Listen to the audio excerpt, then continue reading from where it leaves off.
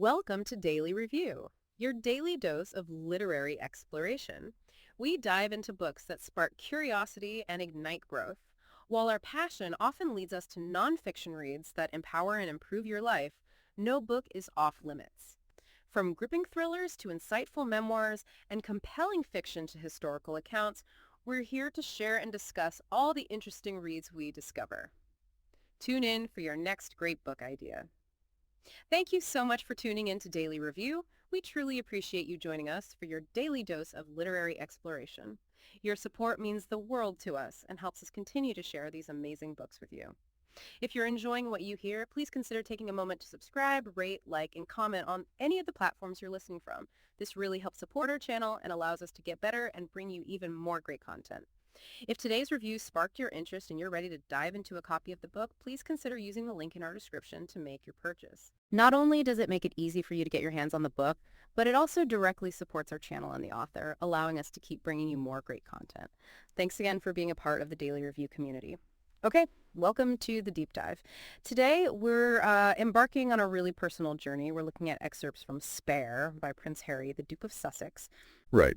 And it's important to frame this correctly from the start. Exactly. Our mission here, it isn't about judging or, verifying facts. It's purely to explore this source material, his memoir. His account. Yes, his account. To understand the key moments, the challenges, and the perspectives shared by him in these pages. We're stepping into his view of his life, basically. Yeah, to see what themes pop out. It's his memories, his struggles, his reflections. All from his point of view. And that's the crucial thing about a memoir, isn't it? It's a window into that person's internal world, how they remember things, the feelings tied to those memories. It's their narrative. Their subjective truth. Yeah. Unique to them. Okay, so let's dive in. Starting really right at the beginning, his earliest memories are just so powerfully shaped by his mother, her presence first, and then obviously her absence. He talks about her presence giving him a jolt of hope, a burst of energy. But always with sorrow, he says. A stab of sorrow because she was gone. And the way he describes her, almost mythical. Indescribable, he calls her. People tried comparisons, but he felt they always missed the mark. Just shows how vivid she remained for him years later. The depth of the impact. Absolutely. And that loss, it hit him so young and so publicly. That walk behind the coffin.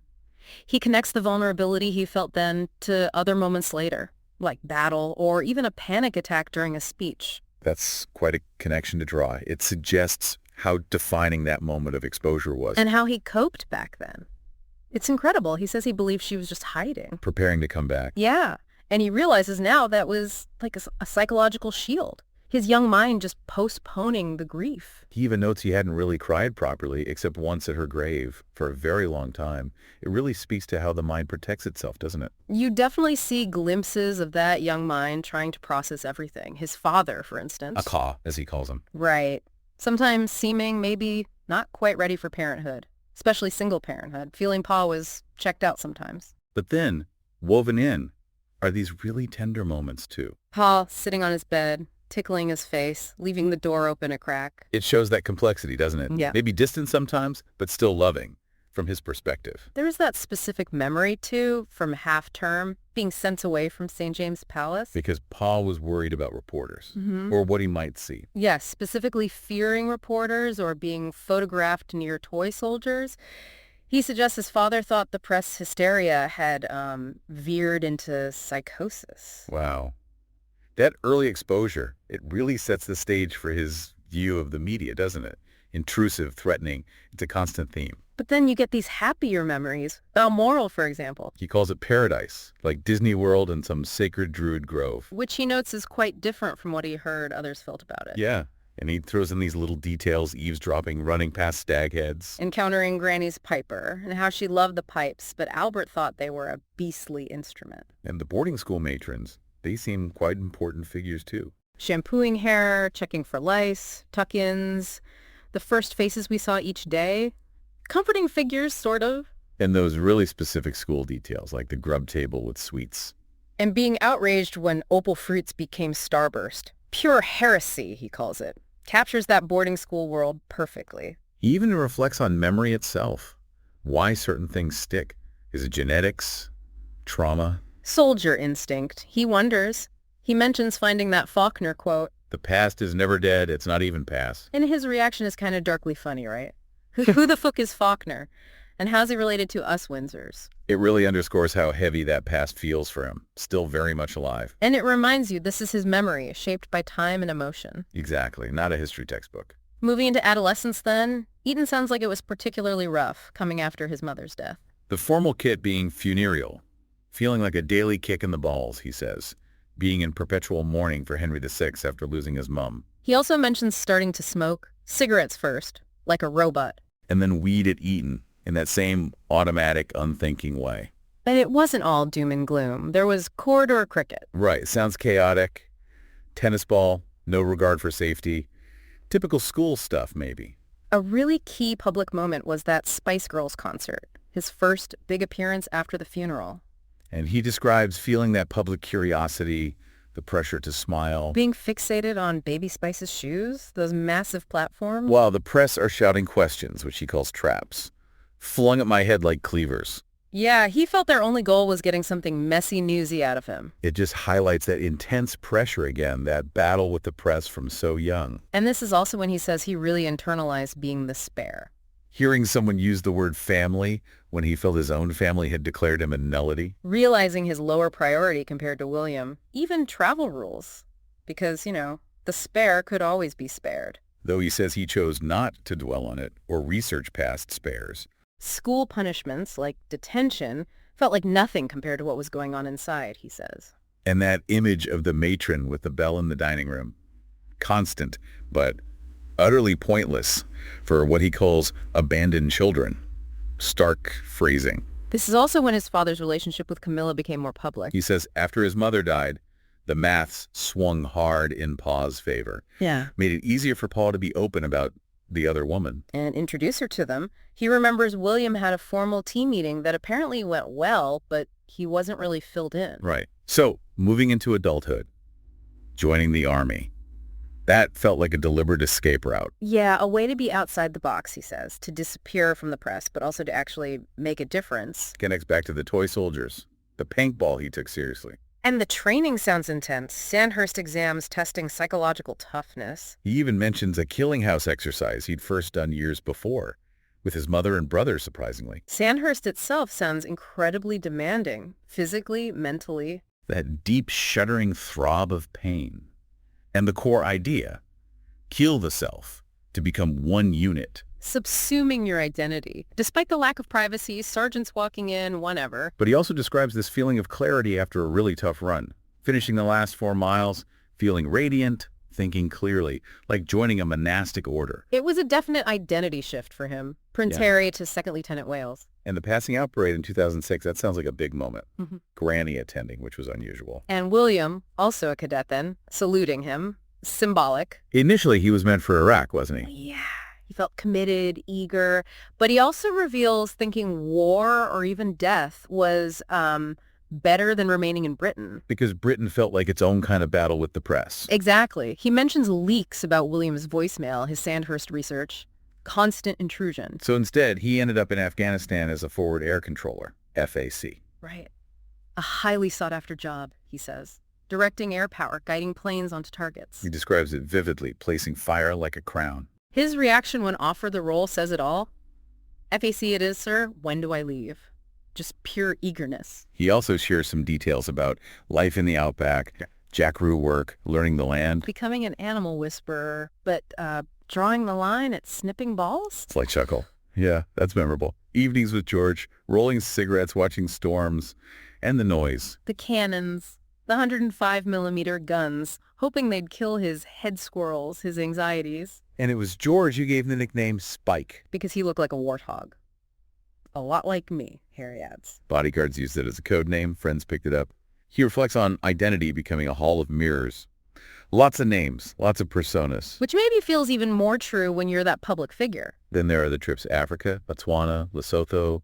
They seem like a real escape, a place of connection for him. Finding life in the Okavango, awe at the animals, the fire as bush TV. Feeling Africa had a cure for his fear of darkness. And that funny story about the basil he thought was a joint. His work in Lesotho with Centabelle seems really significant too. Co-founded with Prince Siso, both having lost their mothers. focusing on kids affected by HIV.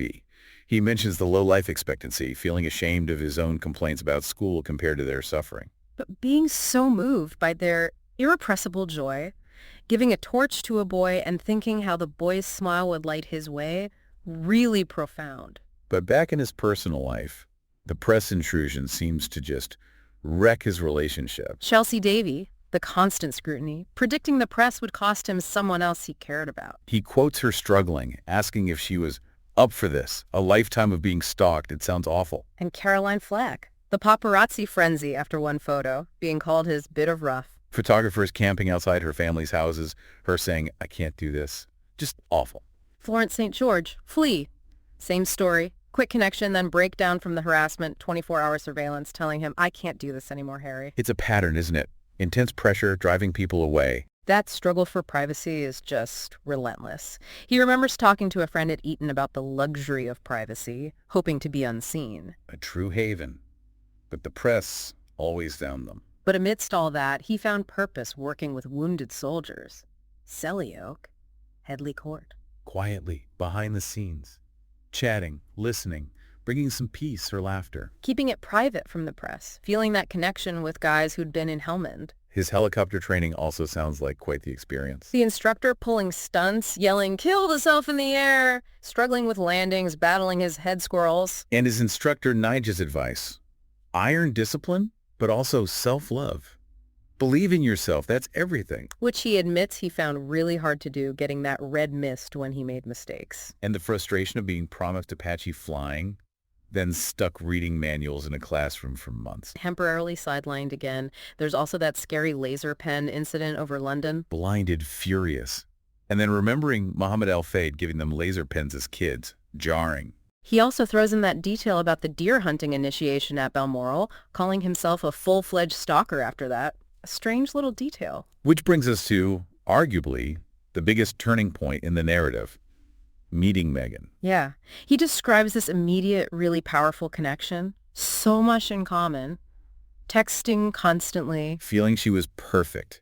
And crucially, believing that with her, he could finally merge his two selves. Happy Spike in Botswana, tightly wound Prince Harry in London. He thought he could synthesize them. But the press reaction was immediate. And maybe even worse than before. He calls them ghouls, giving her the full Caroline Flack treatment, that awful bit of rough label again. And citing that Daily Mail piece predicting she'd genetically affect the royal family with her rich and exotic DNA, describing her mother based on her dreadlocks, just overtly racist and invasive stuff. The Waitrose incident really paints a picture of the impact on Meghan. Him trying to reassure her, then finding her sobbing, shaking. The man approaching her, his face changing when she said no photo. That chilling line, even if I can't take a picture with you. And her friends asking, is he worth this, Meg? His apology to her, it's heavy. And the harassment at her house sounds terrifying.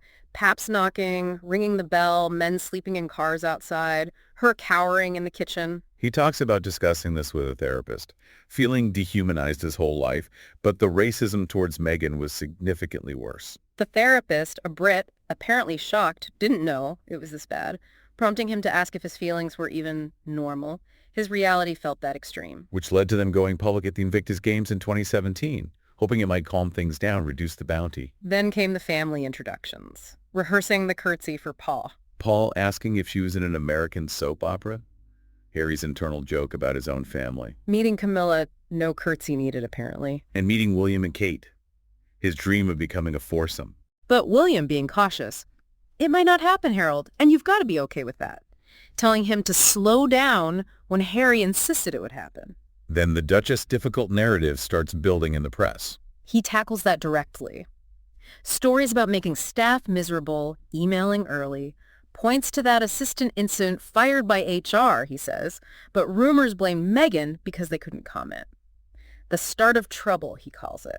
And he recounts conflict within the family too, an argument between Kate and Meghan escalating. Kate talking about hormones, saying, that's just how I talk with my girlfriends. William calling Meghan rude, saying, it's not what's done here in Britain. Meghan asking Kate to take her finger out of her face, saying she'd never intentionally hurt her. It sounds tense. But there were good moments too. Meghan bonding with Granny over dogs. Granny joking about a bumpy ride inducing labor, and Meghan writing that letter to Mr. R after his son died, showing her empathetic side as he saw it. But all this pressure, the conflict, it leads to the decision to leave the UK. He talks about finding purpose in Africa, something sustainable beyond soldiering. Feeling William was somehow standing in my way with different priorities. Friends encouraging him to keep fighting, believing there was room for both brothers' work in Africa. The goal of stepping back was finding peace and safety. He says they were prepared for any sacrifice, even giving up titles. The Sandringham meeting in January 2020 sounds critical. Granny apparently saying she was free, then being blocked by the bee, a courtier, from seeing him beforehand, and her comment about pay. Your father always does what he wants to do. The meeting itself sounds tense. William complaining about being accused of bullying. Harry wishing William knew what leaks felt like, discussing the 5 options. But his main focus, he insists, was security, preventing another untimely death. And that weird incident finding confidential printouts in a corridor, the bee looking sheepish. Then walking outside with William afterwards to cool our heads. William still angry. Harry losing the thread. Meghan seeing his distress, hearing William, turning back, holding her stomach. It's a very visceral image. Then the palace announcement. Step back. Titles in abeyance. Repaying Frogmore money. No comment on security. The aftermath was immediate, he says. Intense fallout, ire from papers, trolls. The Daily Mail convening a Fleet Street jury. Language of war. Expect no mercy. Feeling like an existential threat. And then the shock of security being pulled. A government decision. Lloyd showing him the emails. As of March 31st, they're by themselves. A desperate scramble to find new security. $6 million a year, he states. And on top of that, Pata cutting him off financially. Firing me, he calls it.